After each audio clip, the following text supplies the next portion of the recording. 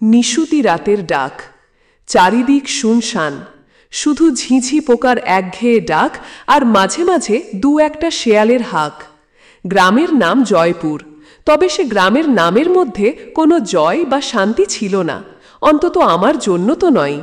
আমি অর্ণব, শহরে ছোটখাটো একটা সফটওয়্যার কোম্পানিতে কাজ করি। গত বছর আমার দাদু মারা যাওয়ার পর এই পোড়ো বাড়িটার দায়িত্ব আমার কাঁধে এসে পড়েছে।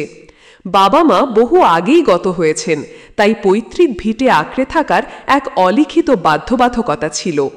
বাড়িটা গ্রামের এক প্রান্তে, বাঁশবাগান আর শ্মশানের মাঝখানে। দিনের বেলাতেও একটা অদ্ভুত গা ছমছমে ভাব লেগে থাকে, আর রাত হলে তো কথাই নেই। চারিদিক ঘুটঘুটে অন্ধকার, লণ্ঠনের ম্লান আলোয় উঠোনের তালগাছের কালো ছায়াগুলো যেন এক একটা অশরীরী মূর্তি হয়ে নাচে। আমি সাধারণত মাসে একবার গ্রামে আসি সব ঠিক আছে কিনা দেখতে, কিন্তু গত কয়েক মাস ধরে একটা অদ্ভুত ব্যাপার আমার পিছু নিয়েছে। গভীর রাতে একটা অচেনা ডাক। প্রথমে ভাবতাম হয়তো কোনো পশু বা হয়তো মনের ভুল, কিন্তু ধীরে ধীরে সেই ডাক স্পষ্ট হতে লাগলো। একটা নারীর কণ্ঠস্বর, গোঙানির মতো, আবার কখনো কান্নার মতো। প্রথম প্রথম কান দিতাম না, বালিশ চাপা দিয়ে ঘুমোনোর চেষ্টা করতাম, কিন্তু সেই শব্দ যেন আমার কানের পর্দায় গেঁথে যেত। সবচেয়ে ভয়ঙ্কর ছিল ডাকটার পরিচিতি। মনে হতো যেন বহু পুরনো কোনো স্মৃতি থেকে উঠে আসছে।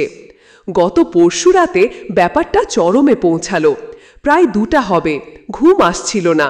হঠাৎ সেই ডাক, এবার আরও স্পষ্ট, আরও কাছাকাছি।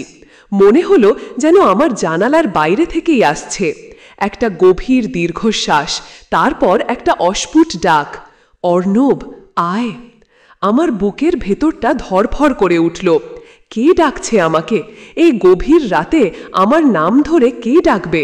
ভয়ে আমার সারা শরীর ঠান্ডা হয়ে গেল। জানালা দিয়ে বাইরে তাকানোর সাহস হচ্ছিল না।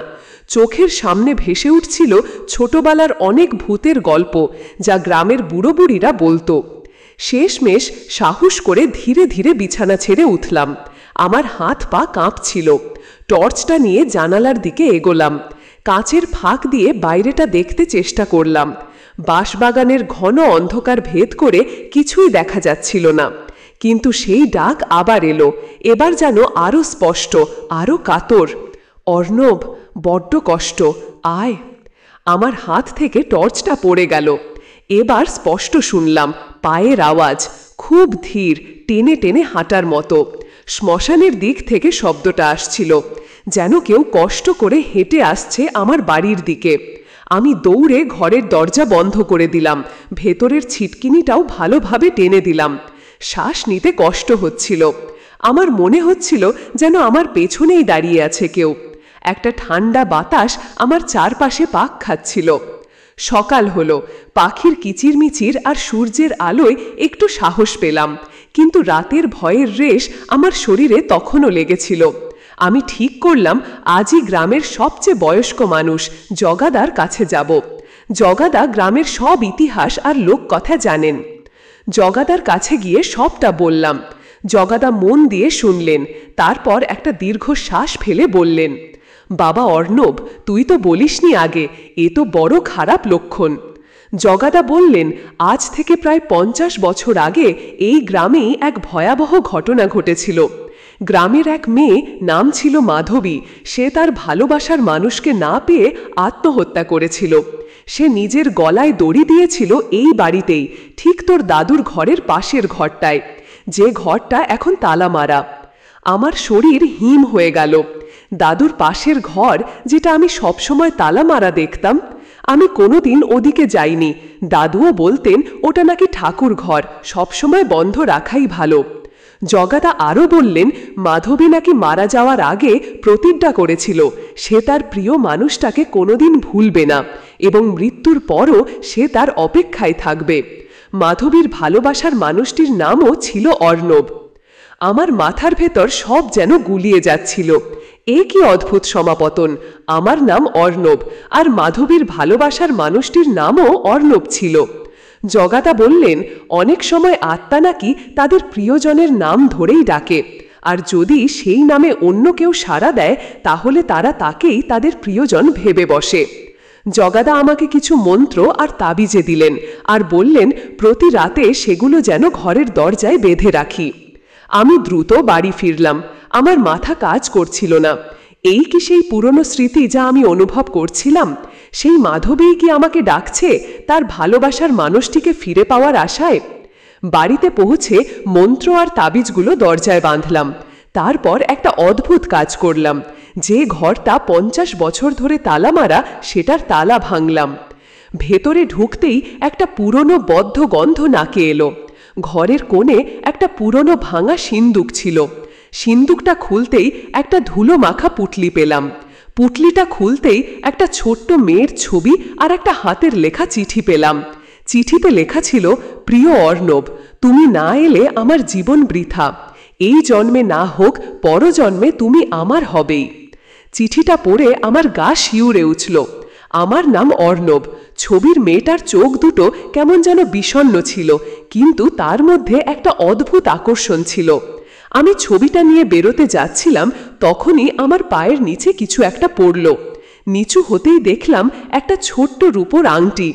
আংটিটা হাতে নিতেই একটা ঠান্ডা অনুভূতি আমার শরীরে খেলে গেল।